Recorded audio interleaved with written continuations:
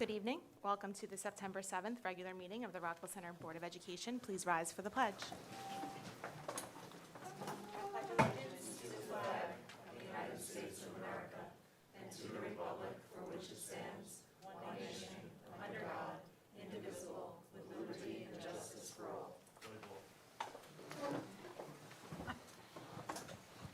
Evacuation exits are at the back on either side. Any correspondence that can be posted has been posted. Opportunity for students, seeing none. Mr. Gavin, Superintendent's report. Thank you, Madam President. We've had a wonderful return to school. Our first few days provided opportunities for our students to make new friends, greet old friends, and get to know their new teachers.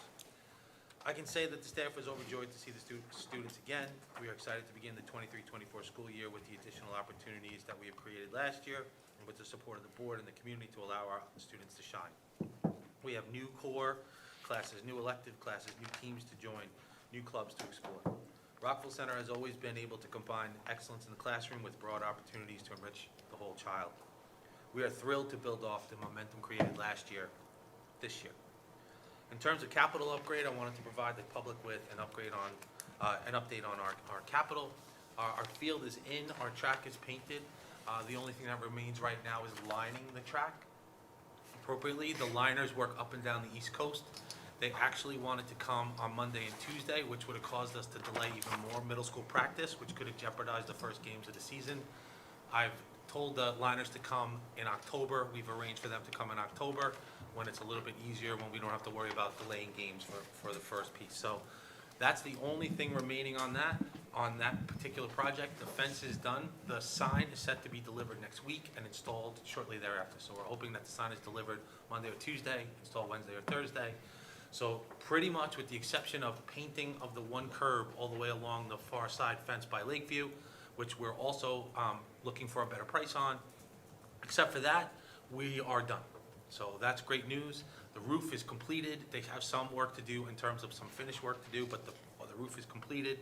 And I'm happy to tell the public that it passes the sunshine test.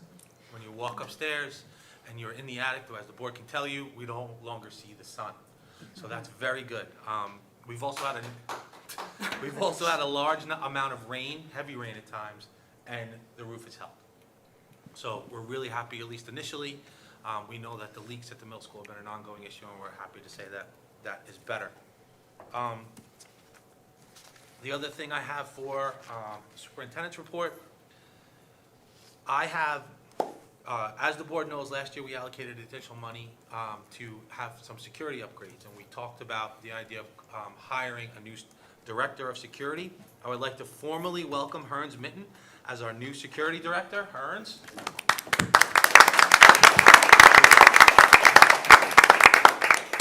Last year with the board's leadership, we proposed adding additional funds to enhance our security practices here in the district. Mr. Mitten comes to us with extensive law enforcement experience as a deputy warden in the correction system, where his role was largely overseeing security training and emergency situations. His background in teaching was one of the things that stood out to both Mr. Bartels, myself, and Mr. Murphy during the interview process. And we're thrilled. He's got the right temperament to be around kids, and that's what we want. He's got the right background, he's got the right temperament, and we're really excited, and we want to welcome Hearns. He will be charged with overseeing our current security staff, aligning our current security practices with recommendations from law enforcement, coordinating all security drills, and he's already had 3, coordinating all security drills so that the opportunities, that they are become opportunities to learn and problem solve, not just comply with what mandates are out there. And he's also already in the process of trying to set up dates to train our security force after assessing them. So we're asking Hearns to come back sometime in October at one of the second board meeting. I think it's the October 19th. I'm correct on that, October 19th, I think it is. On the second board meeting in October to present along with Covert Security, who we've contracted with, to talk about some of the upgrades that we're planning on doing. So welcome, Hearns. Thank you for coming. Greatly appreciate it. I also, September is Suicide Month, and I'd like Ms. Love to talk about some of the actions Suicide Prevention Month, and I'd like Ms. Love to talk a little bit about some of the actions we've taken. Okay. So September is Suicide Awareness Month. The Rockville Center School District is committed to raising awareness as well as educating our staff, students, and community on understanding depression and suicide prevention. This year, the district will acknowledge Suicide Awareness Month in the following ways. To support our staff. During the month of September, district staff will participate in wellness and mental health training. This training includes a focus on identifying the signs of depression in adults and students and provides information on how to access help for anyone who might need it. This would include the utilization of the Northwell Behavioral Health Clinic, which is run by Dr. Fuhr. Staff and students can be referred for support through Northwell Health and the Behavioral Clinic on a walk-in basis for mental health support and treatment should they require it.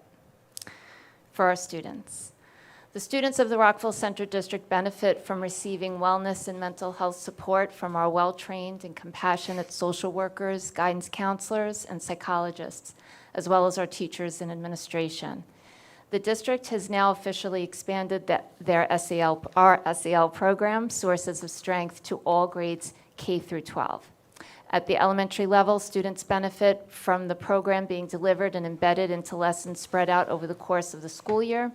At the secondary level, Sources of Strength is run by adult and student leaders to develop a culture of positivity and develop strategies and coping skills within our students so that when they are faced with a conflict, a trauma, or challenge, they have the skill set to work through it with positive outcomes and personal growth.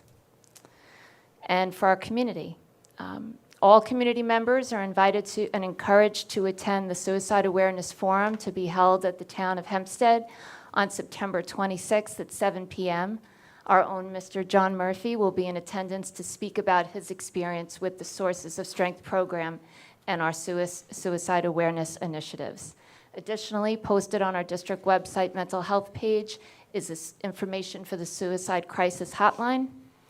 The Rockville Center District is committed to supporting the overall wellness and mental health of our staff, students, and community.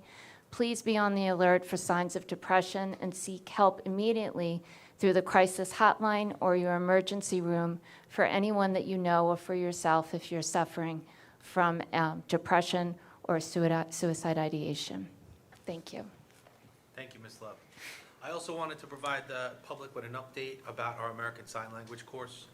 I wanted the public to know that although we had to cancel the American Sign Language course due to the lack of staff, qualified staff for the course, this current semester, I've directed Dr. Moriarty and Dr. Walsh to spend the fall redesigning the course so that we can offer for the second semester. We know that there is a demand for this course. We know that there is a need for this course and a high interest.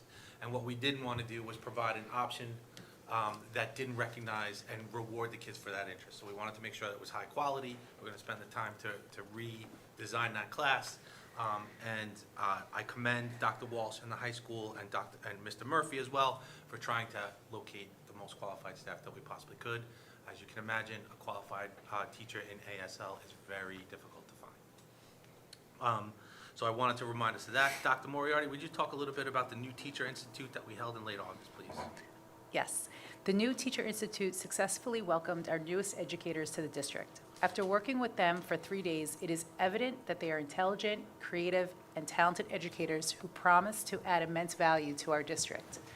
Tremendous gratitude goes to Mary Lou, Suzanne, Catherine, and Claudia for overseeing the logistics. This planning began in early spring for an end-of-summer event. Additionally, the dedicated administrative team, including Dr. Diaz, Dr. Walsh, Mrs. Nisler, Mrs. Green, Mr. Wiesenberg, Mr. Raymar, Mr. Zappia, Mrs. Love, Mr. Murphy, and Mr. Anderson, curated and led workshops that were both enlightening and engaging, and it was truly a team effort. A special thanks to teachers like Mrs. Taylor, Mrs. Broderick, Mrs. Selekia Ferrone, and Dr. John for their tremendous contributions to facilitating the work and welcoming a warm welcome to our newest educators, and of course, our technology staff for their support. And to Mrs. Gruner, thank you for representing the entire Board of Education and spending time with us to attend a workshop, eat lunch, and connect with our newest faculty. It is truly remarkable for our new staff to be welcomed and supported by our Board of Education. Thanks to everyone's efforts, we're embarking on another outstanding year. Thank you. Thank you. That is my report. I know we are also going to have, Madam President, a discussion about board goals as well. So Yes, first, I just want to thank you all for your reports, and on behalf of the board, welcome, Mr. Mitten. We're very excited to have you, and we're excited to get to work with you, so thank you. Okay, board goals? Items for information. Throughout the summer months, starting with our retreat together at the board and I have been working along with central office. Thank you. The board and I have been working along with central office to establish draft goals to center our work for this year. We have 5 goals, and I'd like to ask tonight, we'd like to review the goals publicly and then ask for any further feedback or if we're ready to adopt the goals as they stand. So, to preface this, our goals this year build upon some of the work that we did last year. It's really important, and teachers know this as well, that we just don't do 5 new things every single year and throw out the stuff we did the year before. So it was important to the staff for continuity, it was important to the community in terms of the systems we're trying to build, and ultimately it was important to our students because we feel that the systems that we are building enhance student program. So you'll notice with 4 of the goals, that 4 of the goals build on what we've seen last year, and that there is a new goal this year, and one of the goals that we had mastered last year we don't need to do again. So these are our wonderful children that were superintendent for a day and cabinet for a day, so they got to sit in the board seats, so they're very happy with themselves. Goal one. So last year, as the board knows, we decided to embark upon trying to create a review process for our curriculum. So how do we look at our curriculum? What are the things that we want to do to make sure that our curriculum is current and up to date? And last year's spotlight was on English language arts. As the board knows, we did 2 presentations, one about the process and one about the product last year. And that product and process has worked really well together in terms of a system. The goal for this year would be, last year was the ELA spotlight.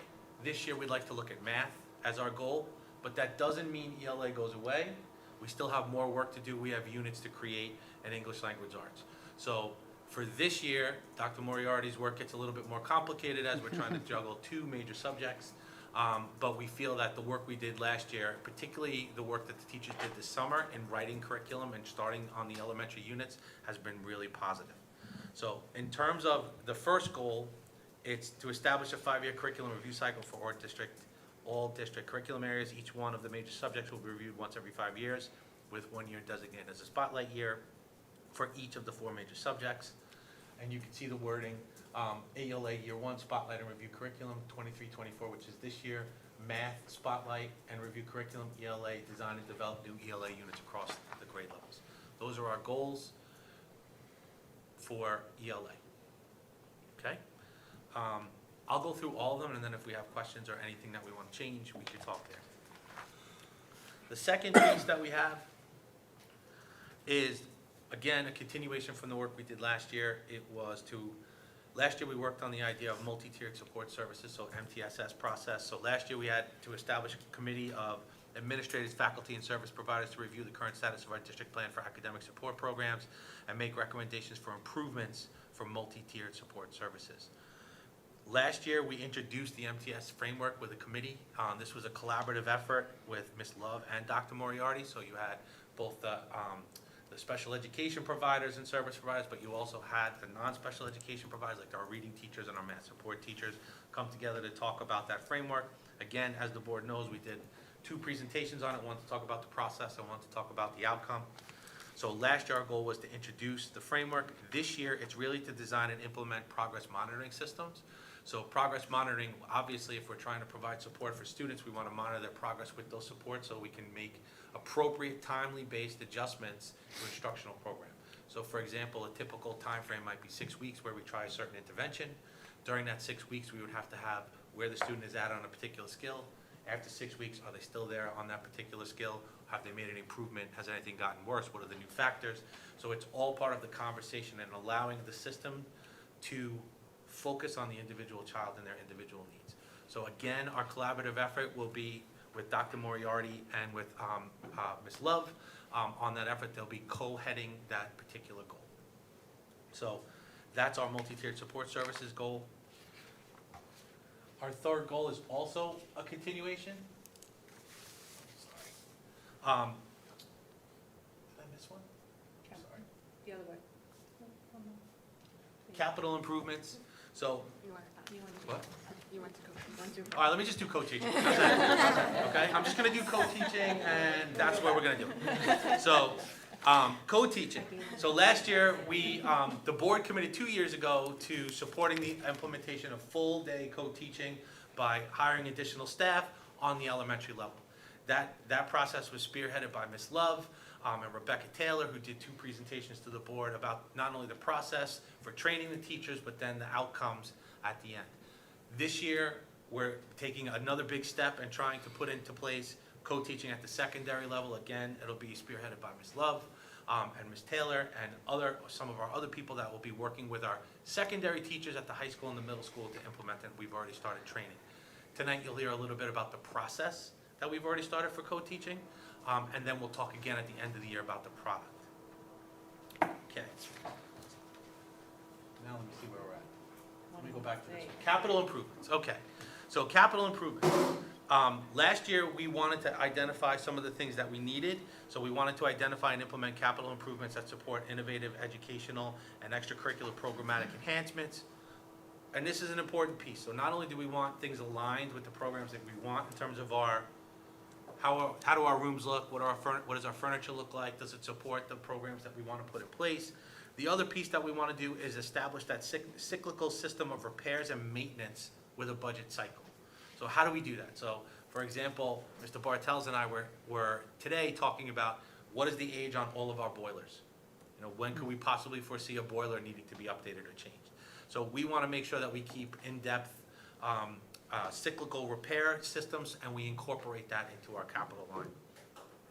Last year, our goal was to establish a strategic list of priority needs based on establishing a 5-year capital plan. This year, we are trying to align our facilities plan to the development of innovative educational and extracurricular programs reflecting stakeholder feedback. And as the board knows, it's super important for all of us to be listening to our stakeholders as we try to find a way forward. So as part of our next goal, which is about strategic communication and how we do that, we'll talk to the public about what are the things we want in terms of outcome from our educational programs, and then build our programs to support the outcomes that our district stakeholders really want and need. So that'll require us talking to parents. That'll require us having focus groups with teachers and with students, so that we're asking these questions over the course of this year to point us in a direction for not only this budget, but beyond. The last one that we have this year, keep going, I'm going. There we go, all right. Strategic communication. So one of our goals always, as a district, is to make sure that the message that we want to get to parents about the things that we do is timely, informative, and not annoying. Because we all know, and I actually talked about this with the PTA presidents today, that there are people out there with 347,000 unopened emails, and we don't want the information that comes from the district about the programs we do to go into the 347,000 unopened emails. So we want to be intentional. This is something that we've started with the building principals, we've started with all of our central office administrators, and about what are the messages we want to send, why are we sending those messages, and we need to develop a strategic communication plan designed to foster increased community engagement and collaboration with our stakeholders. So that could be on something as simple like, why are we sending this particular email about scheduling right now? It could be very simple for next year. One of the things that we've learned over the course of 2 years, or my second summer here, is that parents want to know when summer communications are going to come so they can anticipate it. So one of the things we're going to do next year is in June, just send a communication. These are the communications you can expect from the following buildings for the following reasons on the following date. So if we know the high school sends out their schedules and we all send out the schedules on X date, that'll be included in that list. So this way, in June, a parent can just put that somewhere and say, okay, I know I need to look for my email XYZ during this day. So that's part of some of this strategic communication that we're going to put in place, and that will be all part of a plan. Another component of the plan will be for us to talk about it every month with all of our administrators. So each principal's meeting, each central office meeting that we have, we start off with what are the things we need to communicate this week, this month, this day, this year. So those are our 5 proposed goals for the board, and for feedback, I'd be happy to take any questions or listen to feedback as a whole. Thank you. Comments or questions on the goals? I'll just say thank you for putting this together in a coherent fashion, because sometime when we started talking about our goals over the summer at our retreat, we all have a lot of thoughts. And Yes. so it's a process of making it understandable, making it organized, and really making sure that we are keeping our eye on the ball of the children in our district, right? So 4 of these goals are about our students. What kind of facilities do they learn in? How do they learn in a co-teaching environment or with supports, and what's the curriculum? So really, so much of this is focused on them. One of the things that you mentioned in your MTSS discussion, which I'm sure we'll get to later on in our meeting, because we're talking about moving that to the secondary level, is this idea of progress monitoring, right? So what are the built-in accountability measures, for each of these goals, so that we know what's working and what still needs to be addressed? So there are several different, depending on the goal. So let's talk about MTSS.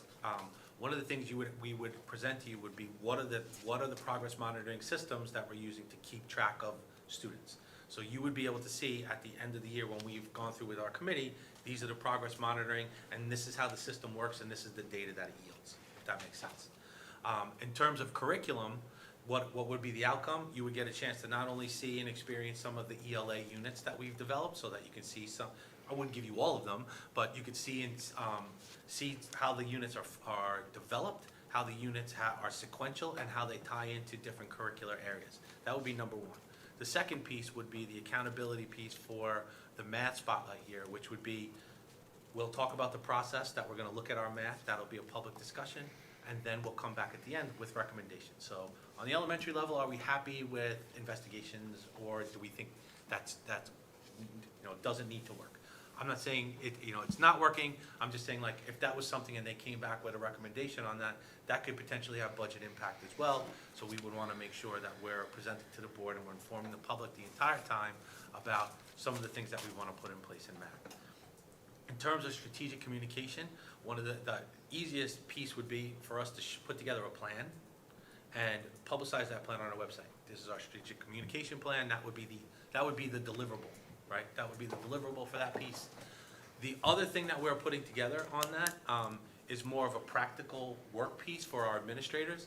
We're building something called a communication hub, where we're keeping track of all the different types of communication in one centralized location. So for all of our elementary schools, they can see, hey, by the way, on September, these schools communicated about X, Y, Z. So we're making sure that we are aligning our communication and our efforts.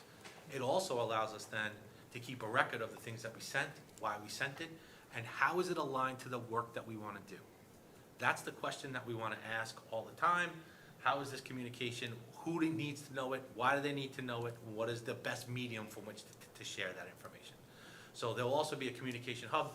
That would be something that I would share to the board in a link.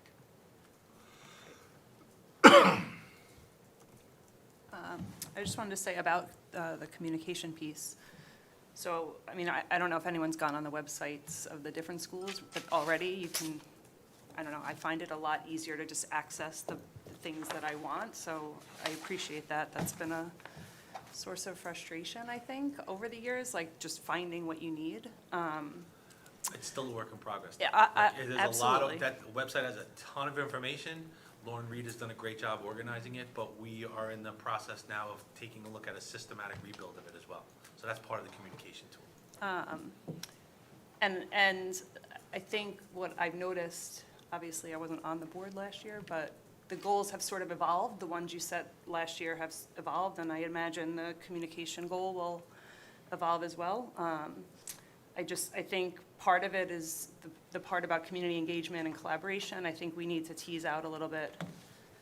I think it's easy from this end to be able to identify how to better communicate out. I think we need to tease out a little bit how to get information in, and get feedback. So a couple of pieces that we talked about during one of the summer meetings was the idea of, doing some presentations, overall presentations to like PTA early in the fall, so like October meetings.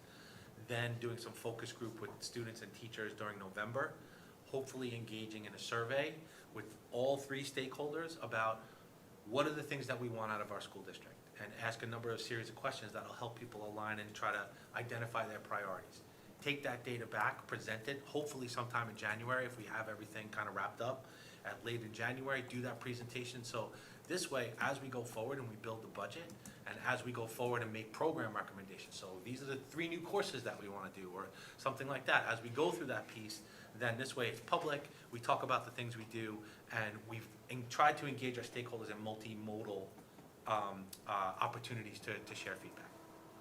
Great, thank you. Thank you. Comment on, I appreciated the way that you folded in education to capital improvements. So you mentioned that there was one goal that we knocked off, but I think it bears mentioning that it was specific computer science, coding, robotics, which was trying to be looking forward about what opportunities we were offering our students. So we don't want to give the impression that the absence of that goal means that that's not a priority for the board or for the district, but instead I like where it appears, because a lot of our conversation was not about, picking subjects, but more about how can we support whatever we bring to the table. And I think through capital improvements, people always just think buildings and boilers and things like that, and sometimes people don't care as much about some of those things. The field is a big one, the roof we knew we needed, but the smaller things that we need. But I like that education appears there, because that's what this whole thing is about. So I appreciated that you incorporated that, and we talked about innovation and facilities to support innovative ideas and things for students. So I think that was just something important to mention.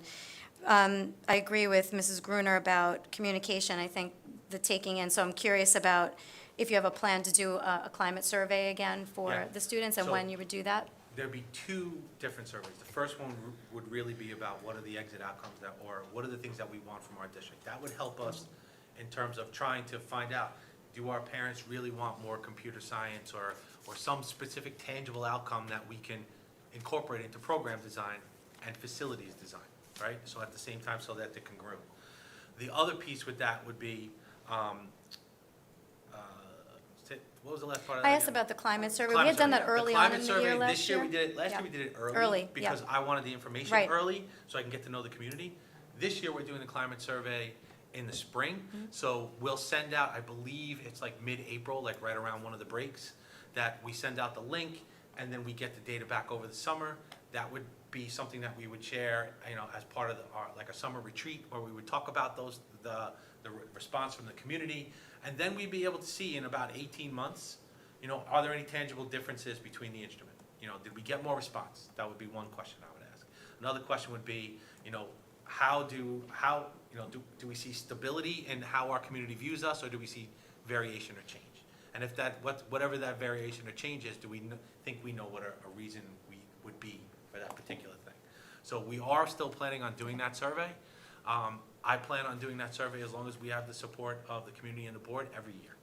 I like that we're moving it to the spring. Last year, I Yeah. agreed that we had to move it, but, you're asking questions of 6th and 9th graders that Yeah. are brand new to buildings. And kindergarten parents. And kindergarten Right. parents, and, and it's great. It's a swelling of energy and happiness at the beginning of the year, but I think it's great to get feedback once they've actually lived the life for months in the building. They actually really do know the adults that they're being asked to. Do you have a trusted adult? It's a lot easier for them to answer some of these questions in the spring, so I actually think that's a smart move. You mentioned about, kind of putting out communication per building. What I would just ask is that there's as much consistency as possible, Yeah. and that we don't get too segmented into 7 different modes of Hewitt's doing this and Covert's doing that and the high school's doing this. I understand at secondary, there's nuances and it's different, but within the 5 elementary schools, what we don't want to happen is that one elementary school is getting more or perceived better communication than another. So if we could centralize the elementary as much as possible. That is a big piece of why we're not only talking about it at every monthly principals meeting, so we have all of our principals there. So that's the time for say, the covert principal to say, these are the following things I was gonna communicate about and the way I was gonna do it. And then for everyone to think and say, does that apply to my building? Does it not apply to my building? Should we send out a joint message? Should we send out the similar message? Depending on what the event might be or what the reason is. So for example, if we were hosting a parent university at Covert, we would send something from the central office, but we would make sure that all of the elementary principals and everyone had, and would have the opportunity to weigh in, elementary, secondary, high school. The key thing with the hub that we're planning on building is that it allows us to not only track via time, but it also allows us to track rationale. And so if, for example, we have a brand-new principal at Riverside, you know, if we have a brand-new principal at any other time, we'd be able to, somebody would be able to come in and see an entire communication history of the things that they need to do and have the calendar kind of like already built. So that doesn't mean we're gonna say the same thing every time, but it's gonna ask us, do we need to send this again? It's gonna ask us, like, why are we sending this? Did the program change or evolve? Who are the people that need to know? You know, are there any other notes? Did we forget to tell somebody last time that we should not forget this time? So we're gonna have the opportunity to have those conversations all year, and that's, I foresee this being a conversation at every principal's meeting as long as I'm here. So. Thank you. One final thing, just in the order, it's funny that you skipped without My order realizing was it. different here than it was there, that's why I was like, whoa. But just for flow, because I think we put this on the top of all of our agendas, I actually think MTSS should follow the co-teaching, or co-teaching should follow MTSS, either one. And then we should go to capital, and then we should go to communication. There's like a, Communication capital's at the kind end. of, yeah, I Okay. kind of feel that we have a miss in the middle, just for flow. Okay. In the way we list them. Just in the way we Feedback. list them, all right. Thank you. I just have a follow-up question on the communication hub piece. Is it where if one principal sends out a communication, the other 4 elementary principals could see that communication, but Yeah. it's like a shared drive Yes. almost? Okay. So imagine a Google Sheet, Yeah. as you were, and it would have a number of different cells for information to be added. One of the different pieces that you can add is a link to whatever that communication is. So I'm a principal, I'm Patrick Walsh, I type out a letter that I want everyone to see. He puts the link into that spot right there. It's timely, he knows what it is. Somebody else who might come after him, or even his clerical might turn, or his administrative assistant might turn around and say, oh, what did we send last year? And let me go take a look at that. So it's about centralizing those things, but it's also about asking the question about why are we sending this? You know, we don't just want to send the same thing every year if there's not an intent to it. And we're changing, right? There are lots of things that we've changed. There are lots of things that are going to stay the same. As we continue to make changes, this hub is going to need to evolve. Okay. You know, that's always the key thing. And that's what I like about the dynamic live document, is that we can create it. And this came from the elementary world, where they were putting together a hub for communications on the elementary level. Not communications, but also curriculum and also resources, so that our elementary teachers can see all that. And that was the work of Dr. Moriarty and Dr. Diaz, and they put that whole piece kind of together. So we've evolved one good idea and continued it. Thank you. Thank you for putting this presentation together. I really appreciate that we take time to talk about our goals and name them, and then that we're having this further discussion to really talk about what these goals mean and what they might look like kind of actualized throughout the year. I think it's really important that, you know, we're not only just focusing on the now, but that we also have our focus forward, that we're looking at what's to come, and not just content per se, but also really kind of focusing on the skills, the dispositions that we hope our students will have when they graduate. Yes, we have kindergartners coming in, but those skills and dispositions start there, and they grow as those students grow. And as we move through these goals, and we do our thinking and we do our reviews, I'm really hoping that those skills and those dispositions kind of come into the heart as we think about the actions that we might need to take as we redesign curriculum, as we review our systems for academic, social, emotional learning, and behavioral supports, as we think about our facilities, as we think about how we communicate with our families and how we engage them in the process. So, for example, in thinking about our math review, obviously, yes, we have to review the curriculum that we're using currently, but I also hope that we can think about, for example, the students who this year opted to take Math 8.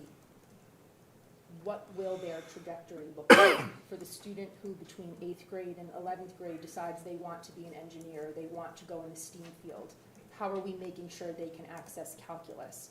For the student who decides, I want that IB diploma, my only option is the 1-year more difficult IB course. Can we take the 2-year and condense it? So really start to think about those pathways to ensure that no matter where a student decides to start, that they can all reach that end finish line. So that's something for math I feel like particularly tied to, that I want to make sure that everyone gets to where they want to be when they graduate from our schools. With MTSS, I love that we're thinking about MTSS. I love that we focused last year more on the academic and social emotional piece. I wonder if we can think more about the behavioral piece as well, PBIS. I was so impressed when we went to Riverside with Mr. Zappia, and you could already see that he had thought that out. It was up there, it was visible, it was all over the school. Any child who walks in there clearly knows the dispositions that he and his staff are looking for. And I'll be curious to see how that goes and how we potentially could scale that within our other schools, if there's potentially district-wide at the elementary schools, that again, they're having that same experience that they come to the middle school with. Or maybe each school has different things we're looking for because they are different places. But I thought that was really, really exceptional, and I'm really looking forward to see how that goes.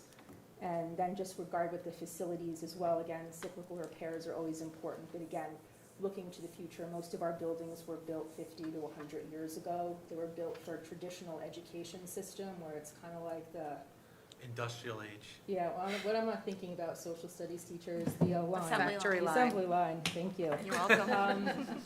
It helps to have multiple social studies teachers. Yeah, there's three of us. Got you. I think I would know, right? We got you. They're my curriculum, so.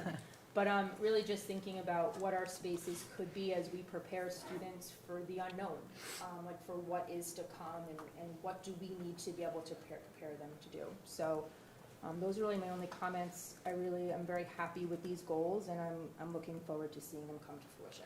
Thank you.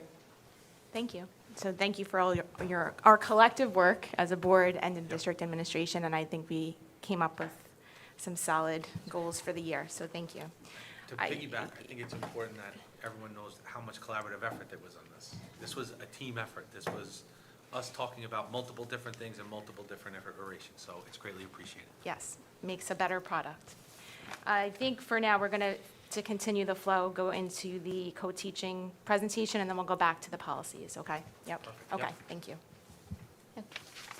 So tonight, we're here to give you an update on our integrated co-teaching program at the secondary level.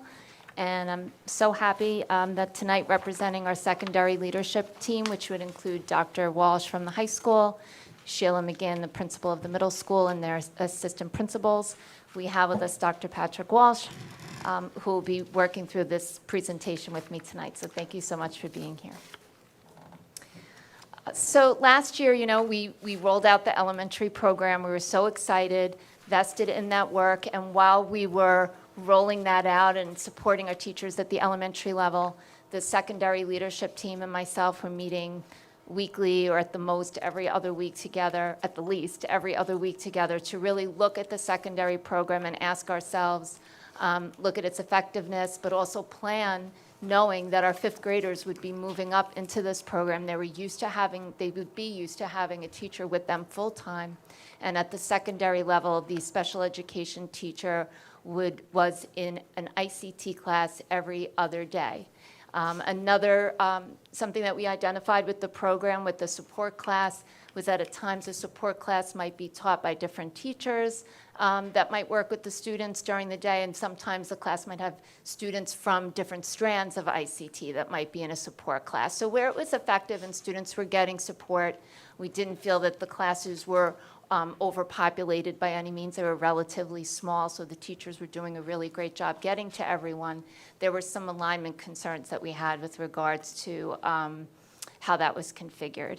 So we worked together to come up with these goals for the program and made this plan so that this year, now that we're in year 2 for elementary, which I'll touch on that in a few minutes and where we are with the elementary co-teaching program, that while we were rolling into year 2 for elementary, we could roll out secondary as a full-time program so that our fifth graders going into 6th could have that continuity, but then we could also provide a higher level service for everyone grades 7 through 12.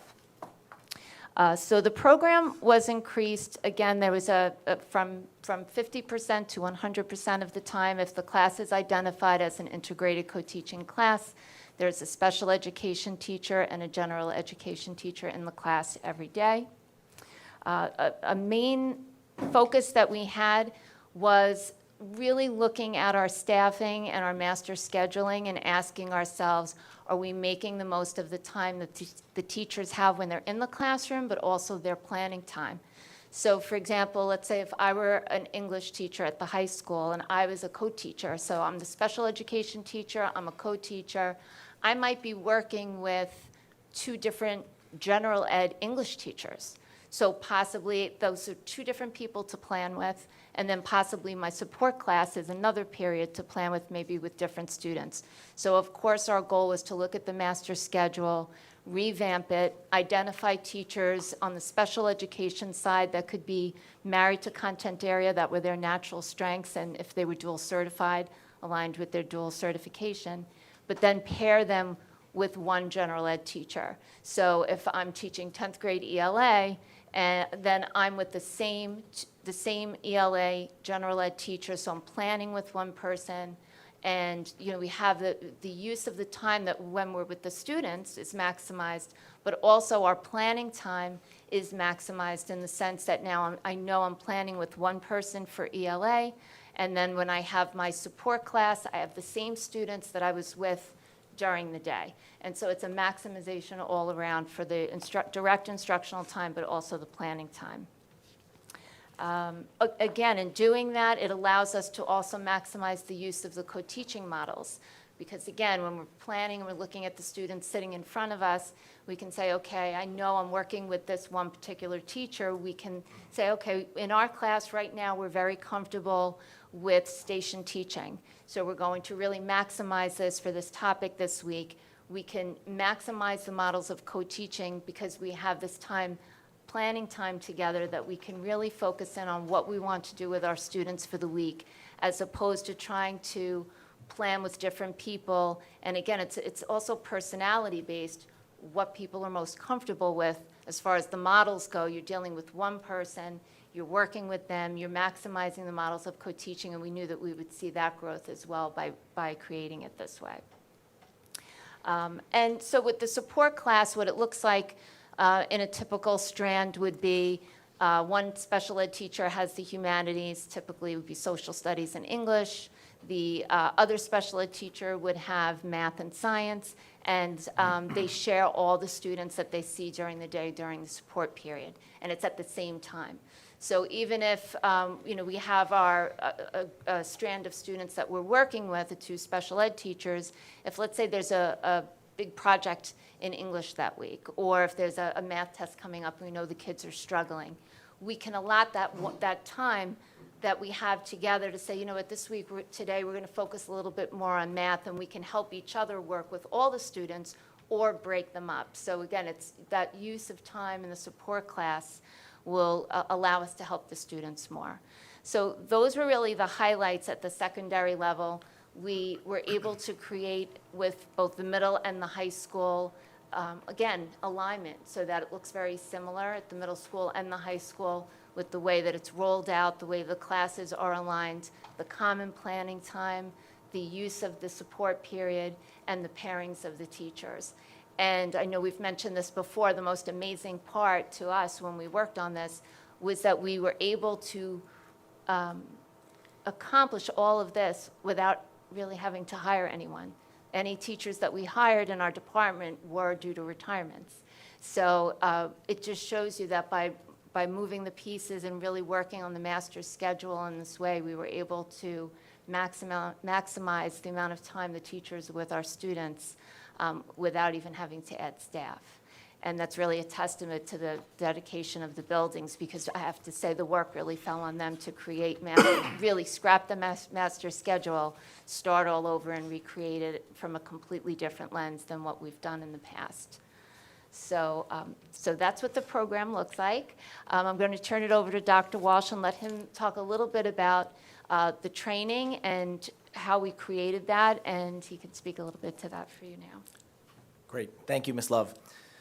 So anytime you roll out a new program or expand an existing one like we have here with the ICT at the secondary level, it's so important for us as school leaders to make sure we put the supports in place for our staff to be successful.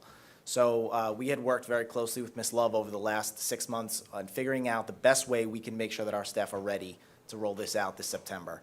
And I'm happy to share a few of the ways that we plan to support our staff that has already begun and will continue to happen over the course of the year. So timing is interesting. We had actually a training today, our first one of the year. We wanted to hit the ground running early.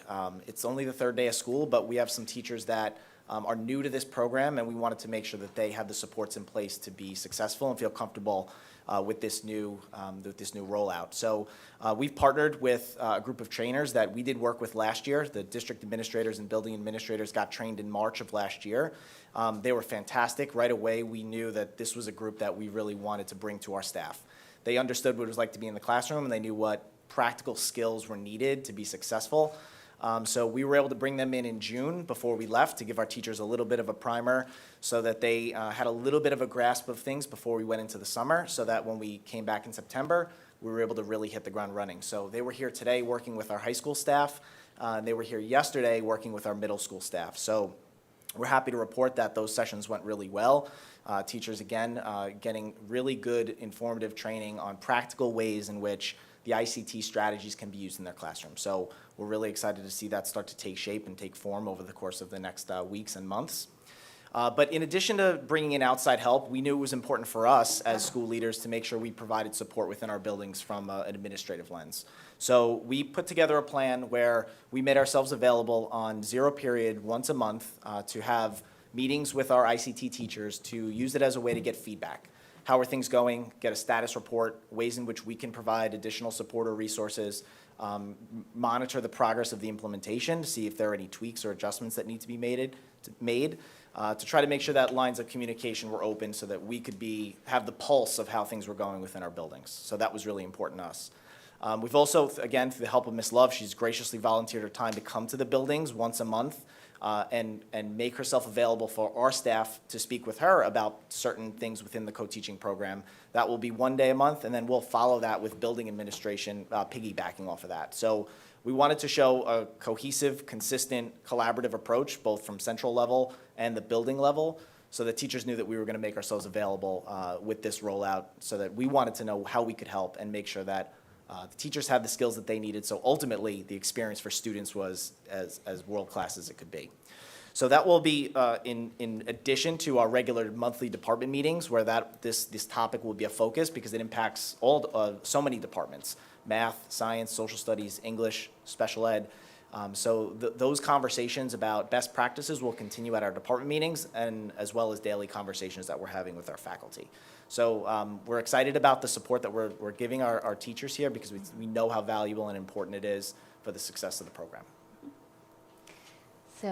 So before we go to the next slide, just again to back up, and it's like dominoes. The first slide is really about the structure, because we talked about possibly having these trainers in last year when we were working with elementary, but we really knew for it to be effective and to train the teachers and give them the support that we wanted, we really had to work on the structure of the program. And that's why we worked all last year on that, have that in place. And now, as Dr. Walsh explained, this is what the training looks like for secondary. It's a little bit different than elementary, but secondary is very different in some ways. And so the pieces of elementary that we were happy with, that we thought we could apply, we preserved and kept, and are utilizing that at the secondary level. But then we did add trainers that are like visiting trainers, besides using our internal administrative support. So we have the structure in place, we have the support in place for our teachers, and we're excited and ready to go. As far as elementary goes, again, the goal was to preserve the wonderful work that was achieved last year. Rebecca Taylor will continue to work with elementary really exclusively. We feel like if you want to do something and do it well, you don't want to spread your support too thin, because then maybe neither group would have enough support. So she will really be working with the elementary team, the principals, myself, to continue to support those teachers as she has. And so that structure looks like this. It's a monthly 8:20 meeting at each elementary school, where she goes and meets with the teachers. She'll talk about different topics. We're circling back to some of the same topics as last year, because where we touched on them last year, now the teachers have a little bit more experience and we could go back and revisit them. and work a little bit deeper now on some of these, in some of these areas. So some of these topics are listed: co-planning, data collection, of course, the models of co-teaching, evaluating success and coordinating supports, delivering substantive instruction, and record keeping. So she'll be working on those topics with our teachers, and she will continue to meet also at each building twice a month in a similar model that we have at the middle and high school, meeting with teachers, being available. We have a Google sign-up sheet that goes to each building with the dates and the times that she's available, so that if two teachers they either have a question about co-planning, they would like her to work with them on behavior management in their class, they have a student that they're concerned about with just their academic growth and progress, whatever the case may be, they can sign up and they know that she'll still be available twice a month in each school to support them with whatever it is that they need. And then additionally, we have our new chief psychologist, Dr. Nancy Chase. So excited to have her on our team. She's also our middle school psychologist. She'll be working with Rebecca Taylor and myself to deliver workshops for elementary and secondary ICT teachers this year. So we're also very excited about that, and that's part of our professional development plan. And I'll turn it over to you again. Yeah, so the main emphasis of the training that our staff had received today was the 6 models of co-teaching. So that's a point of emphasis that we're looking for our teachers to use and grow with. There's a lot of familiarity with the one teach, one assist model, and we're already hearing, even on day 3 days of school in, teachers experimenting and trying different models, which is really great to see. So we are creating the culture and the climate where teachers are taking risks and saying this is good for kids, so we're going to give it a shot and really try our best and put our best foot forward. I was having a conversation with one of the trainers today, and he mentioned a conversation he had with one of our co-teaching teams about how they've already tried station teaching and they're already figuring out ways to adapt and modify it. So it's happy to hear and happy to report back that our teachers have been really open and willing and excited about this new learning that's happening for them as professionals and the impact that it's ultimately going to have on our students, which is really exciting. The framework that all the research is grounded in about successful ICT teams is centered on the notion that teams need time to co-plan, teams need time to co-assess, and teams need time to co-reflect. And I'm really happy and proud to share, and I owe a lot of credit to the administrative team at the high school, at least I can speak for working the master schedule around ways in which we can ensure common planning time for our teachers. It's such a critical component of a successful ICT program, and that's been kind of instilled in us since we've kind of began this rollout. So all of our teams have a common planning period where they're able to work together. So we're not leaving that up to chance. We're not saying, make that happen when you have time for it. Make that happen after school, before school, on the weekends. It was important to us that it was scheduled into the school day. So we're really happy to report that teachers have increased their collaboration already, and we're seeing that, and it's paying dividends. Walking past departments, we're seeing content teachers spending time in the special ed office, which was something maybe we haven't seen as much as we would like to in the past. And breaking down those barriers between departments is something that I think is going to be a really good outcome as a result of this, and we're already starting to see the fruits of that. So again, really exciting stuff. And all of those components are so important. The planning piece going into it, equal parts responsibility, and co-assessing too is something that we're growing towards. Both teachers in the room need to have the capability to see where kids are and what it means for their planning for future lessons. So we're already happy to report already off to a good start with this, but we know it's something we can continue to grow with. And finally, how will we measure our success at the end of the year? So one of our main goals is maintaining the students' least restrictive rights. And so where that, in some veins, means we're preserving their right to stay in the least restrictive program. Integrated co-teaching is considered a general education class by definition. So it's a wonderful thing that our students who are classified can be educated there. But I also feel, and I think our administrative team would agree with me, that what's even more is you have a least restrictive right to have a smooth educational journey and receive the support that you need. So where ICT may be your program, what is your experience in ICT? And is it a supportive one? Have we configured it in a way that's successful and supportive to students so that they can be successful?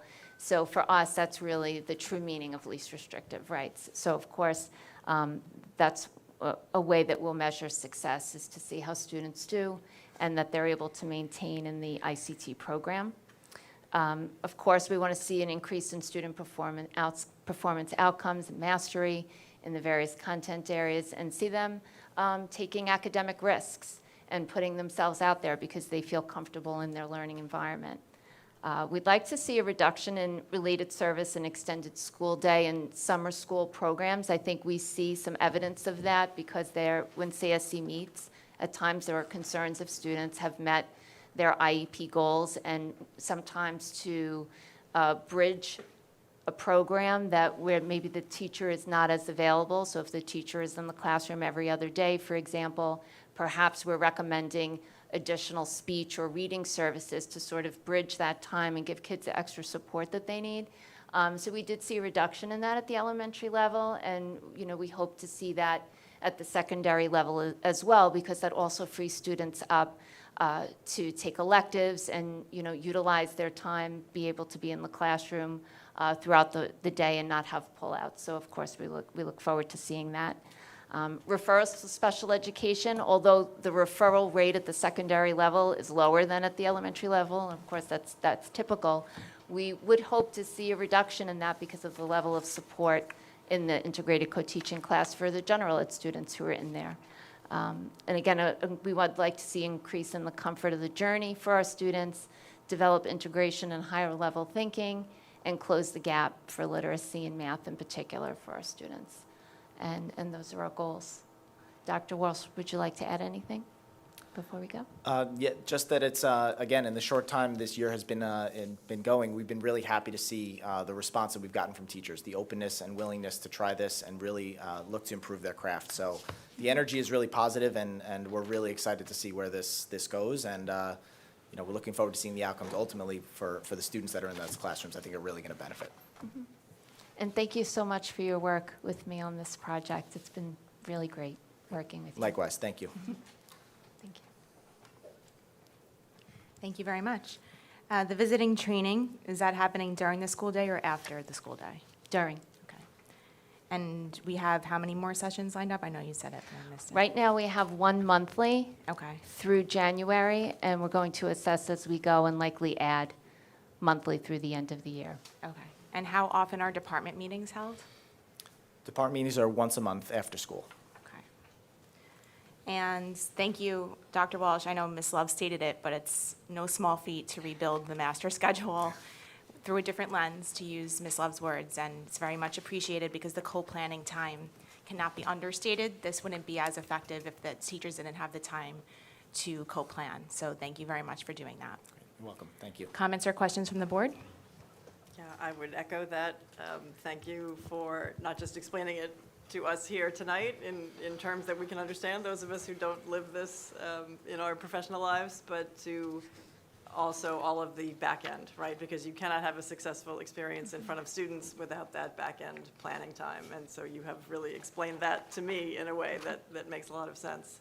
And to think about the complexity of, you're talking about, 2,000 students, right? All grades 6 through 12 who move every 39 minutes. The idea of that sort of scheduling and trying to pair up a special education teacher with the content teacher and give them not only the classroom time together, but the planning period together. I think that's certainly, as Mrs. Barry said, no small feat. And I have to imagine that will lend success to the students' experience. When I'm thinking about sort of obstacles to ICT success, there's planning time, there's preparation, training. Seems like you've addressed all of that. I wonder also about sort of open-mindedness. Are you finding that there's a lot of newer teachers gravitating towards this, or are there just as many experienced teachers, veterans jumping in? We're getting such a wonderful mix, and I'll say, even at the end of last year, we had teachers saying, I've been teaching for 26 years, this was my best year. And those were our teachers at the elementary level. And we had such a wide variety of teachers who volunteered. There were some classes that we did need to go to teachers and ask them, would you be interested in teaching ICT? But for the most part, people volunteered and were excited to be a part of it. And I think it's really been a garden variety of levels of new teachers teachers who are at mid-level in their career, and some that may be 25 years plus that are so excited to be a part of this. Would you agree? Yeah, and I would just add too, sometimes at the secondary level, it's more content heavy, so the content teacher might be a little less inclined to yield some of that direction in the classroom. So that's something that, you know, we've had many conversations about, and that will take time, and that's going to take trust and time and building that partnership. And I think teams are going to be at different places, and we're okay with that. We know that. Our job is to make sure that they keep moving forward and that they continuously improve wherever they are. So teams are at different spots and different comfort levels. But yeah, addressing that is part of the process. That's part of why we're meeting so often, part of having so many conversations and trainings to try to get people to move from point A to point B. So. And our teachers are so conscientious, so where they might say, they may have said things to us like, we just want to make sure we're doing this right. We just want to make sure we get this right. And our answer was, you're going to be together with the kids every day for your class. More, you know, twice as much as you are now, you'll be together. And just by the nature of that, it's going to be better. And we're going to work with you and get everyone where they need to be. And that we're here to help. And so I think, too, that has brought our teachers a lot of comfort, knowing that they have the support of their administrative teams.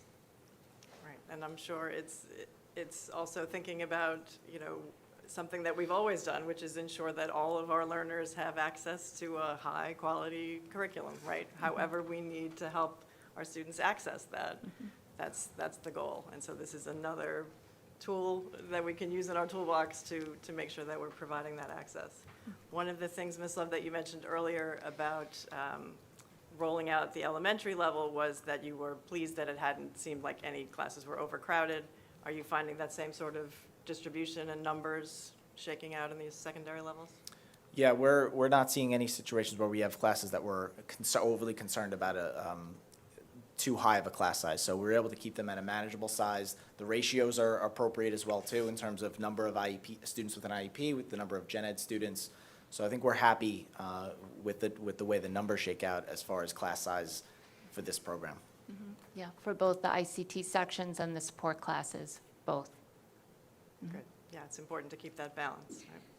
Thank you. I also want to thank you both for the presentation, but for both of you and everybody who worked with you. This is an enormous undertaking to get this up and running. So much work went into it. So thank you for that. I'm super excited actually for our kids and our families. I was lucky to be on the curriculum committee last year and got to hear the end of year feedback from parents and teachers after the elementary process. And both teachers and parents couldn't say enough good things about the difference it made for the teachers in their teaching. They were so excited and they were so positive, and the families too really felt like it helped their kids, which was really nice to hear. So I'm excited for our secondary students. You know, I do think comfort during the journey is a huge task that we have to always be mindful of. Like, it's not enough just for them to graduate. They need to have had a good experience, right? And I think one of the misconceptions is that at least when it starts, like the content teacher, right, is in theory the expert. But I think what students come to find and parents will realize is that the special ed teacher can often explain things in a much different way. And the content teacher is so much of an expert, sometimes it's hard for them to understand like where students are struggling. And so I think it's really nice to have that other perspective and that other way of teaching. My only thought or question is, I don't think we need like a full presentation mid-year, but I would be interested to hear, like particularly as we're planning for the budget and like what we might need going forward, even just as part of the superintendent's presentation, report, sure. Yeah. however you want to fold it in, Yep. just like kind of a mid-year assessment of how things are going and if there's anything we have to think about for next year. Maybe right before we start annual reviews, like the secondary Yeah, process, just, that's a good time I to do think, it. you know, you've had a few months to Yep. sort of see how it's all rolling out, Sure. and thank you. I agree. I mean, you guys make it sound like it was so easy to create this program, right? We just kind of added another goal, and it seems like we just picked up a program and we moved it up, but we didn't. You rebuilt it, and I'm sure so much help from elementary ICT teachers and Ms. Love, but just such a huge effort for everybody involved. So just want to acknowledge again, as everybody else has done, what a huge effort, and thank you.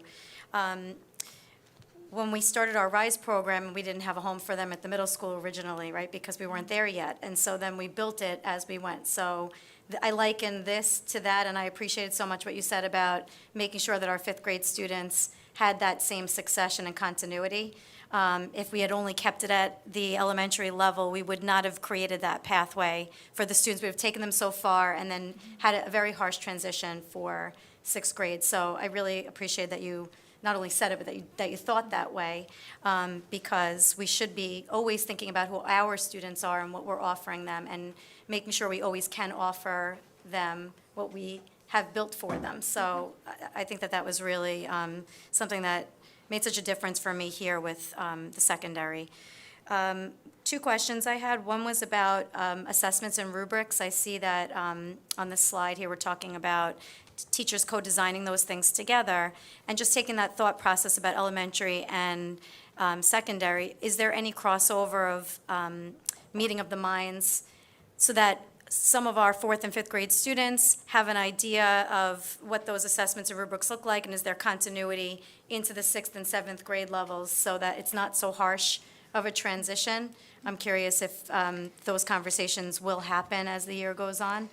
They will, and it's been wonderful working with the middle school, with Sheila McGinn, and working with the middle school and the high school together. We had many meetings, all of us together, but also elementary and middle school.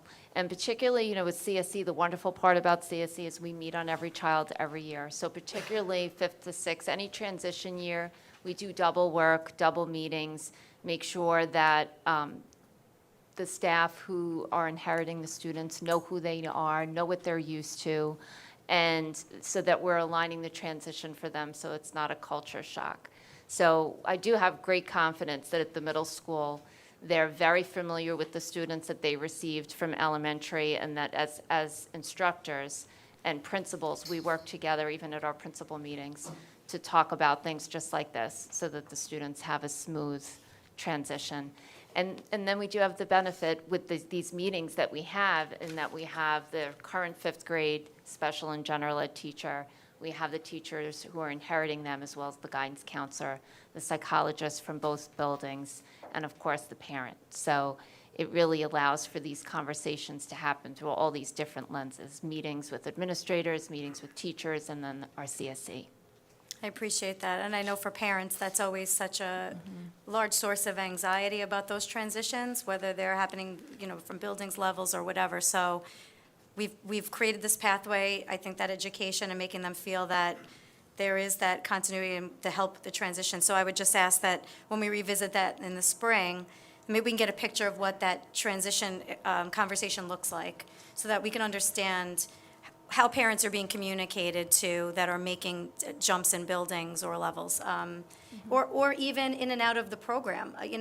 So maybe there are students that have benefited from ICT and are staying with it. Maybe people are being declassified, so they've been in an ICT setting and now they're not. So those are all transition kind of Like, what's the conversations. transition Right, time? I'm sure it Yeah. happens every which way. So since we're going to revisit it at the end of the year, I'd be interested to hear how some of those conversations are going and how parents are communicated to as part of our goal, to make sure that they feel comfortable and understanding exactly how their students are being educated. Okay. Thank you. Thank you both so much for the presentation. There's so much about this that I appreciate. I feel like I could sit here for like an hour and just list the things.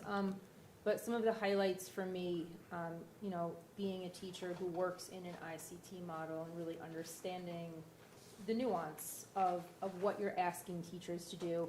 I love the fact that time is really what was at the center of your planning, because without that, we're not doing anything well. That teachers have time to talk, to plan, to reflect, to revise.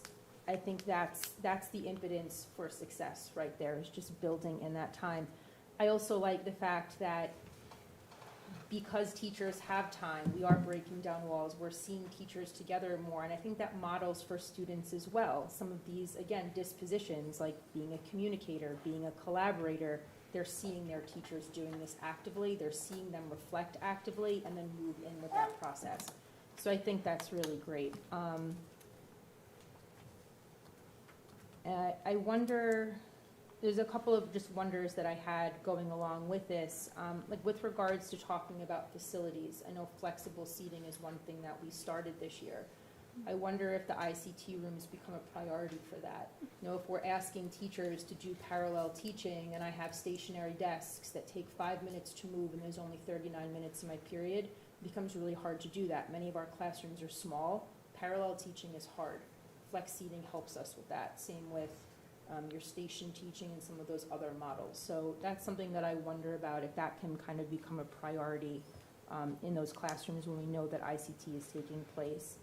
And I'm also wondering, we have Mrs. Taylor available to help our elementary teachers. Do we have a coach or someone who's able, like I know that having the trainers come in and having the department meetings is nice, but sometimes it's also really nice to have someone in the moment who can come in, who can watch, and who can give like non-evaluative feedback. Do we have anyone available or maybe potentially in the future that would be? Yeah, so for this year, the way we devised it, we have the outside trainers coming in to work on certain topics that we felt would be best aligned with their skills, looking at our skills, right? So we looked at our human resources and who do we have as far as our administrative team goes and what are our areas of expertise.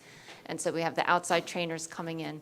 As far as meeting with the teachers, doing walkthroughs, collaborating with them and being available to them in the same type of schedule where we have a morning meeting, we're talking about a particular topic. So for example, in the beginning, co-planning and preparing your lessons and just getting to know each other, getting to know your kids and figuring out what their strengths are, working from an asset-based approach with kids.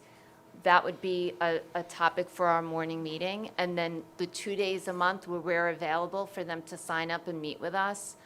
I took that for special ed, so Rebecca really takes elementary. I took the special ed component for secondary, and the administrators are taking the kind of the gen ed side in a sense, so that we're really like co-teachers working with our co-teachers, because we felt like that would be the best model for this year, looking at where we were at. But that doesn't mean that if we needed to tap into any of the staff that we have, whether it be Rebecca, any of our psychologists, depending on what the need is in the classroom, our social workers, even another teacher with a certain expertise, we do like a share the wealth.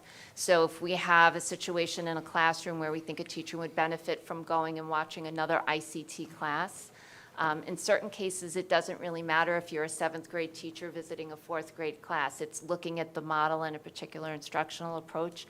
We can still do those things, and we plan to, as well as have a share your wealth among secondary for people who are trying the models of co-teaching and are really successful, and maybe we want other people to see that. So we're tapping into all of these pieces, and I think we're open to, as we go, we need to co-plan, co-teach, co-assess, and co-reflect, like in that wheel, we're doing that as well. And so I'm sure we'll add as the year goes on and then reassess for next year. But that's the plan in the moment for this year. The only other question I had, and you might have answered this and I missed it. So our ICT will be taking place in our core classes, so math, social studies, science, English. Do we have ICT for world language? We don't, no. Might that be a possibility in the future? Because I know that kind of tends to be a hang-up for some of our students where they are deeply supported in the core class, but world language really is a core class as well, and a difficult one at that. So I don't know if that's a possibility for future to think about, but I know think anything is a my own possibility to students, discuss. That's always a huge struggle, that we have that and they fall. So I think that would just be nice for the future to think about. But outside that, thank you so much. I'm really, really excited that we have this, for our students. You took a system that was long ingrained in one way, and I'm sure the change was hard and heavy, but it's just going to be so worth it. So thank you for your bravery, and thank you for doing this for our kids. Thank you. Great, thank you. Thank you both. Okay, turning to policies. We are postponing policy 6111 for the time being. We're still working on some revisions in language and some internal processes related to that policy, so we will address that at a future meeting. At stage 1, we have 3415 sexual harassment.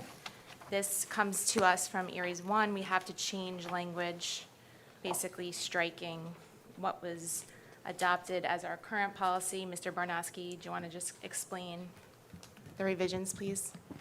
Well, they're quite extensive. It's basically a rewrite by Erie 1 in accordance with new state regulations and models. It's a complete update that could take several hours to go through page by page, but Yeah. it's to comply with updates in law. Thank you. And it also seems to separate only, this is in the workplace, so this is a staff policy now. It's not related to Well, it, students. applies to visitors, vendors as well. It's on premises. Doesn't apply strictly to employees. Any other questions on policy 3415? Okay to move this? This is all. At stage 3, we have 5140, administration of the budget. Any comments or questions? Yeah, we had done some rewording here. Yeah. Acquainting, directing, keeping. I think it's clearer now. It seems to make grammatical sense. Yes. Thank you. Everyone okay moving this? Yes. Yes. Okay, we covered the items for discussion. Opportunity for superintendent, Mr. Gavin. Thank you. Last week, the U.S. News and World Report published its annual high school rankings. These rankings purport to objectively rank nearly 18,000 of the 26,000-plus high schools across the country. The index tries to align the different requirements across each of the states in terms of exams and graduation requirements to create this formula. While I have some issues in the ways the rankings are constructed in terms of the weights and how the weights are determined and the data is incorporated, it's important to note that the formula used for all New York State high schools incorporated was based on 2019 data. So even though it was packaged as the 2023 rankings, because of the pandemic and the inconsistency of data, U.S. News and World Report chose to use 2019 data as the most stable basis for the 2023 rankings.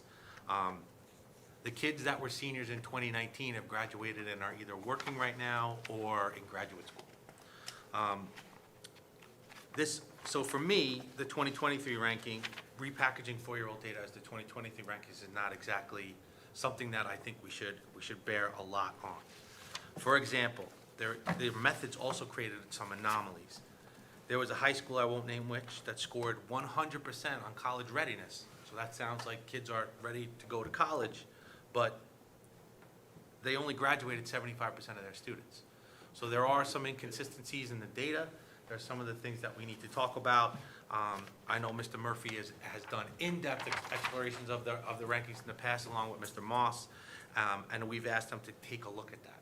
So with this anomaly, and the school scoring 100% on college readiness, despite only graduating 75% of its rankings, it still scored higher than we did with 99% graduation rates, 90% advanced regent diploma rates, and all the other statistics that showcase our positive results. It does cause me from time to time when you see anomalies like this to worry about the validity of how this whole thing is packaged together.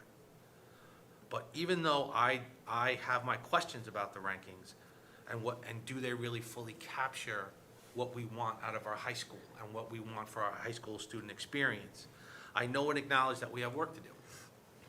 Improvements to make, courses and programs to add, and we have taken a big positive step together as a community and as a board and as a superintendent and central office last year in terms of the systems we've created, the new choices we've offered, and the improved Regents results that has been a result of those things. So we've seen improved Regents results in both of both the percentage of kids passing, but also mastery at both the high school and the middle school.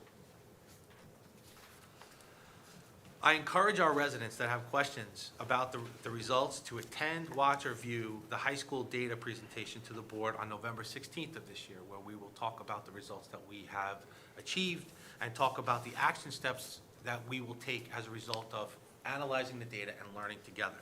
Our middle school data presentation is on December 14th. Our elementary schools will present on November 2nd. It is the goal of our administrative team to examine our performance data each year so that we can learn and improve programs and pedagogy. We do so transparently so that our community can see how our students do each year, what we can learn from their performance, and be clear on the action steps we need to take in order to make that positive change. Most importantly will be the conversations we have as a result of our goal about strategic communication, where we need to come together as a community this year to determine what our community and our teachers and our stakeholders want for our students and what our students want for themselves. I look forward to this conversation. I look forward to co-creating the future of this district with our community stakeholders. Madam President. Thank you. Opportunity for board members. Ms. Messier. Thank you. I'd like to welcome back our students, staff, and faculty. Hope that everyone has had an excellent first few days of school. I'd like to sincerely thank our entire staff for their work in getting our schools ready for opening day. In particular, I'd like to highlight the outstanding work completed by our custodial staff as well as our buildings and grounds crew. We recognize that it takes tremendous effort to complete facility upgrades while simultaneously readying the buildings and grounds. And for our schools that host summer programs, Hewitt, Covert, Wilson, and high school, less time to complete all of that work. It's impressive. You know, we had our board tour. I think we arrived a week early, and the schools were ready to go. So it was really just a tremendous effort from all involved. You can tell that there's a lot of care and dedication put into taking care of our facilities, so that was much appreciated. I was also very happy to see the upgrades that have been made to the greenhouse during the board tour. So I'd like to thank Mr. Van Zant, Ms. Frassa, and the rest of the greenhouse staff for their guidance and partnership in redesigning that space. And I look forward to seeing that space to continue evolving, over time.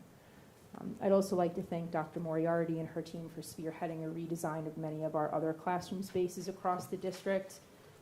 I feel very strongly that our classroom spaces should be designed to complement instruction that embeds the learning dispositions we hope to instill in our students. The integration of flexible seating that we're seeing in classrooms throughout all of our schools will better enable our faculty to design instruction that'll help students become better communicators, better collaborators, and just do better thinking and work in general. Again, I'd like to thank Mrs. Love and her team, as well as our district administrators and staff for implementing a full-day integrated co-teaching model. This is such an important service that will positively impact so many of our students. And finally, I'd like to thank the members of the board and central administration, as well as our larger community for their flexibility with the start time of this meeting, as well as our next two meetings. I'm currently doing some coursework. I have a class on Thursday night for a couple weeks on law. I might need your help over there. So I really appreciate that we're able to begin the meeting an hour later than scheduled so that I can attend. Thank you. Works better for me. Thank you. Mrs. Hackett. Welcome back, everybody. I wanted to also thank our summer staff who put on our pre-K program at Covert and our ACE program and all the programs that we hosted this summer. So thank you to everybody involved in that. I echo Mrs. Messier's thank you to the custodial staffs. They're fantastic. They show up every year for our board tour, as well as our PTA representatives and council presidents. Thank you very much. They were at every building, and it's just so nice because it really just solidifies the partnership we have with our parents and all the work that they do. So thank you for attending that as well. It's been a hot start. Dr. Downing and I were saying how grateful we are for the past bond that gave our children air conditioning in this district. I think you don't realize what it would feel like without it until you talk to teachers that work in buildings without it, and it's hard.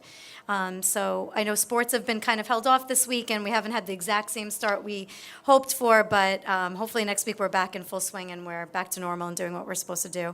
Wanted to thank all of the coaches for the fall season. They were all in attendance the other night for our fall coaches meeting, and we really appreciated that. Got the season started and got the kids excited for what's coming up. It was really fun to see kids running around on our new field. We saw it during the board tour. Mr. Gavin said that he took down the fence, and 5 minutes later, the kids were running on it, and it made us all happy. Really, collectively, everybody here and the community, because we know the community had a part in that as well. So it was just, it's something really central to town. It makes a big difference. It's for everybody. It's not just for the middle school, it's for our community. So things like that are really special. I'd like to give a shout out to Lauren, who runs our social media. She's just doing such a fantastic job. She brings so much color to our district, coming up with signs for kids to hold up and take pictures and showing different buildings, our principals, our teachers. It just really makes you realize how much goes into every day in Rockville Center, and she captures it really so well. So I just wanted to say thank you to Lauren. We have so many great things on the horizon. I think we're starting off on a great note. I think it's going to be a year of unity and positivity. I think we'll get a lot done. We had a great board retreat. I'm really excited about what we presented together and how we came to collaborate on that. So thank you to everybody involved, and I'm looking forward to a great year. Thank you. Thank you. Mrs. Gruner?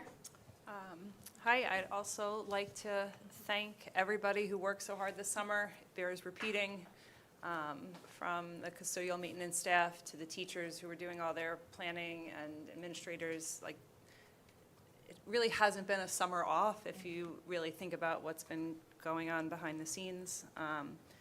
And I appreciate Mr. Gavin's comments about the U.S. News and World Report. Also, I think both the work done over the summer, all the new things that have been introduced, the reflection, like, I think the whole approach is about improvement, and that's really all you're striving for, is just continually looking to improve. So I appreciate all of that. I wanted to welcome everyone back, including Mr. Mitten. It's so nice to have you, and all of the new teachers.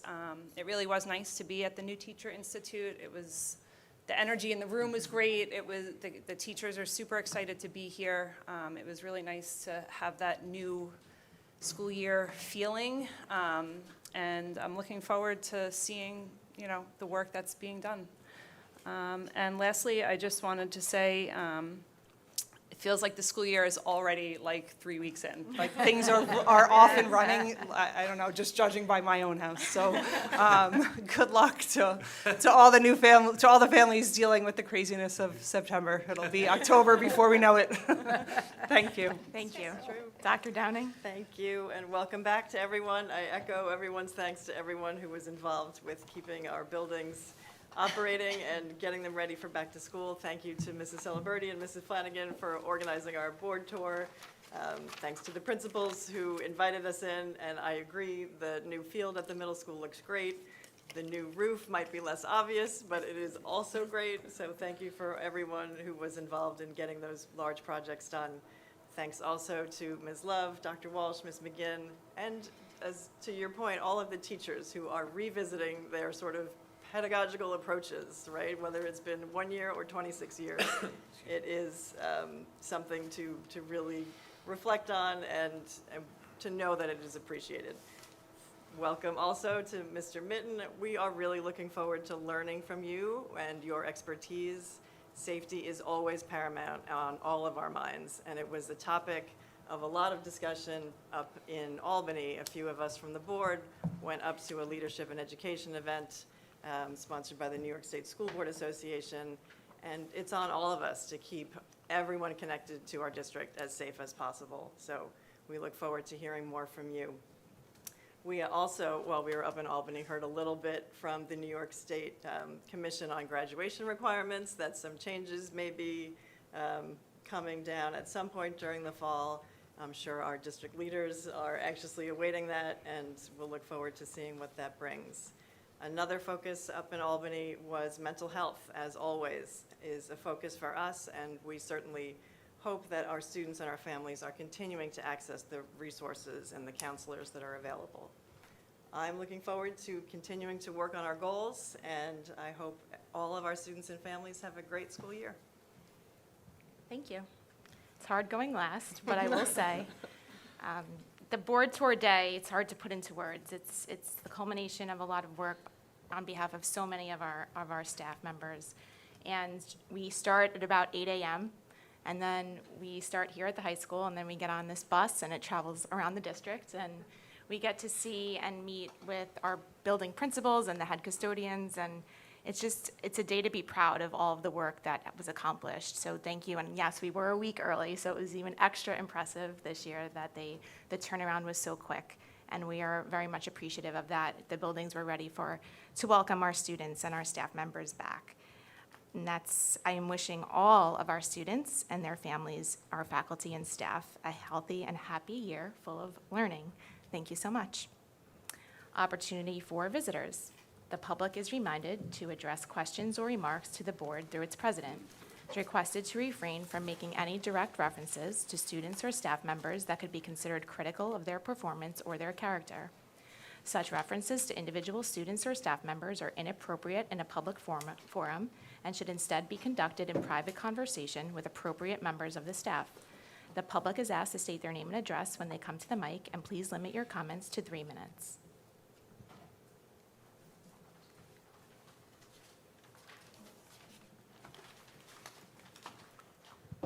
Karen Burgee, 15 Hendrickson Avenue. Just quickly, I wanted to say I've been standing at this very mic, and I've written many emails, and I've always spoke of the struggles of our special education students. And I just want to sincerely thank you for what you've put together for them. We've been asking to do better, and this is better, and this is really like better than better. I'm so excited. Our families are so supportive. If there's anything you need from us, we're here. The communication, obviously, hopefully, will be key in getting this transition together, but thank you so much. Thank you.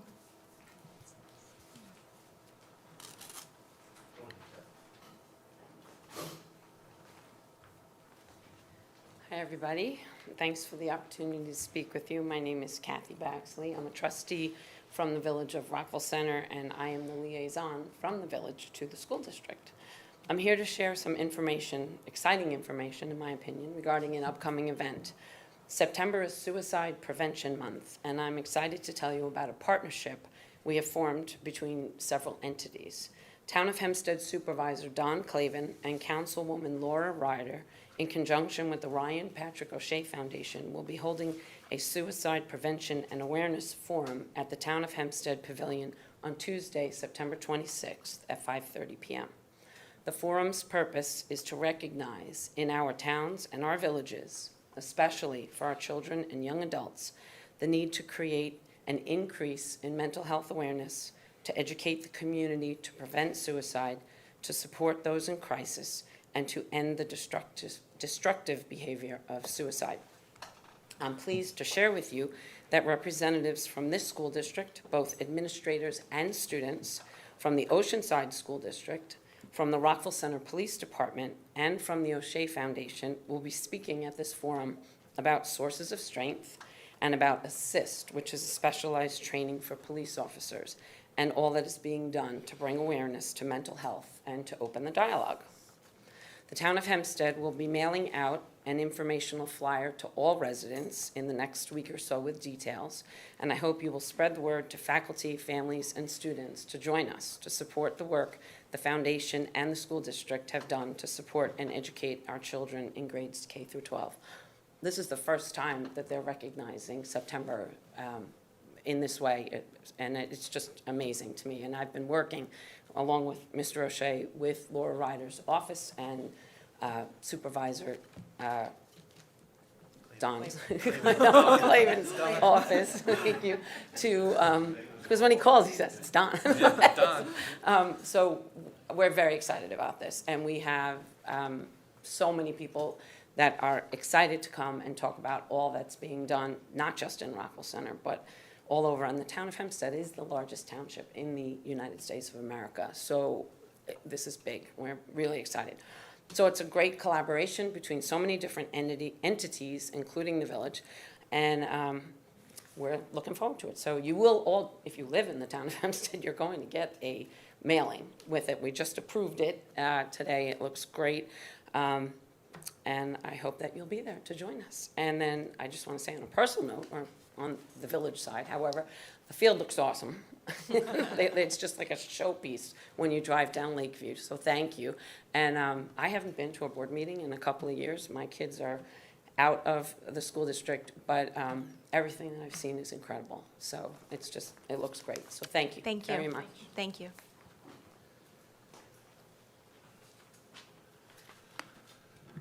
Good evening, Jeff Greenfield, citizen taxpayer, Yuba Court.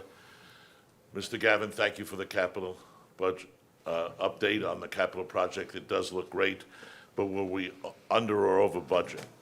Also, Mr. Gavin, I think it's safe for you to paint when schools closed on September 25th, Yom Kippur, because it's traditionally good weather that day.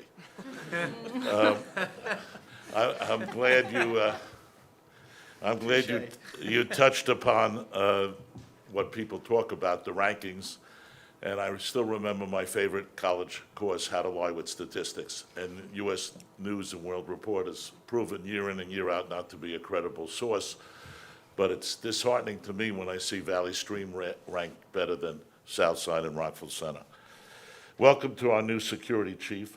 I'm in my 54th year of going to meetings. You don't have to have kids in school. I started before I had kids, and I'm still here as citizen taxpayer. And I want to reassure you, Rockville Center is better and easier than Rikers. And when they started the security here, it was built upon part-time retired police professionals. And I want you to review See-Through New York. We have some of our security officers that are getting six figures. And I'm not sure that was the original intent of that from the beginning, and maybe that should be one of the goals for you to look at. New York State Controller Tom DiNapoli revealed big pension contributions increases are proposed for this coming year. So I don't understand, and it applies, Kathy, to the village also, why the School Board Association and the New York Conference of Mayors can't go to the controller to have a 3-year rolling average. If there's one bad year in the stock market, it shouldn't be reflected in our pocketbooks getting picked by the pension to subsidize it. And other states use a 3-year rolling average, and that's not unreasonable. And I'd like you to embrace a personal goal of mine. When you talk about communication, we have an outstanding district clerk, but we should give more online. I gave an example of the Lynbrook schools, puts a lot more backup into what is on the meeting and what isn't in detail in the meeting, and if you want to refer to it online. Thank you. Thank you.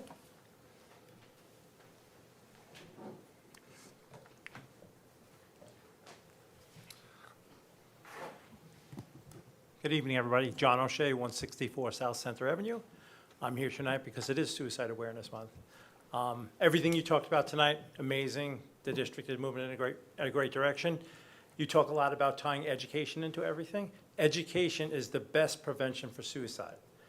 The district here has embraced the Source of Strength program and other programs. It is a great program. I know that we've had a partnership with the district, and we continue to support that with you, and we hope that you keep moving forward. I know that you are in the process of embracing it through the whole district, and it really makes a big difference in a child's life.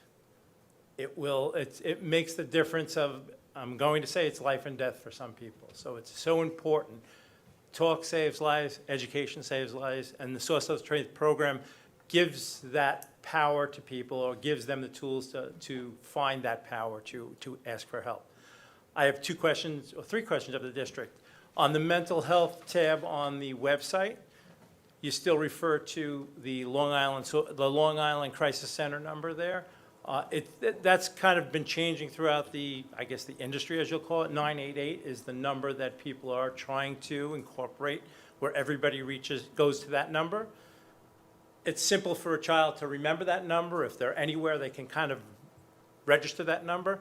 They will more than likely be connected to the Long Island Crisis Center. So that message of helping them have something in their head without having to remember a number is a great thing for them. There's a big push for posters and signs, and I know that there's all kinds of avenues to get those signs. If you would like some help from the foundation, we would love to have some signs. It's a simple, if you're in stress, 988. There's a QR code on most of them, and it just makes it easy. Nobody has to stop and look at it and maybe be embarrassed that they are looking at that number. One other thing for the Northwell Health Clinic that the district, is part of funding. A lot of people, I don't know why, seem to call the foundation's number asking time. How come I can't get that number? What time can I get it? I don't know if the district would consider putting the time that the clinic is open and walk in. And a lot of people question, can I walk in? Can I just go there? And I'm like, I refer, yes, you can, but I don't even truly know the hours. So that's something maybe. And then one more thing as you plan for a budget, health. Health classes in this district are not enough. We need more health classes, we need more mental health classes. I think it should be, as you were up in Albany and they said mental health is a priority, I think you need to focus more on that. It's, over the years, I know as I served on the board, health got kind of pushed to the side, got, cut in half, and we'll share it with this. It's so important now. There are so many stresses in our children's lives. You can't have good health without good mental health. Both need to be combined. Both need to be more supported in the school district. A successful child needs to feel good. So it's so important to connect all those dots, physical, mental, and then academic. So I'm hoping that you'll consider these options as you move forward into the next year's budget. Thank you so much. Thank you. Mr. Gavin, can we make sure that the mental health tab gets updated Yep. to reflect that information? And the Northwell, I'll leave it to you to discuss the Northwell Health Clinic and the health class. Sure. Okay, thank you. Anybody else?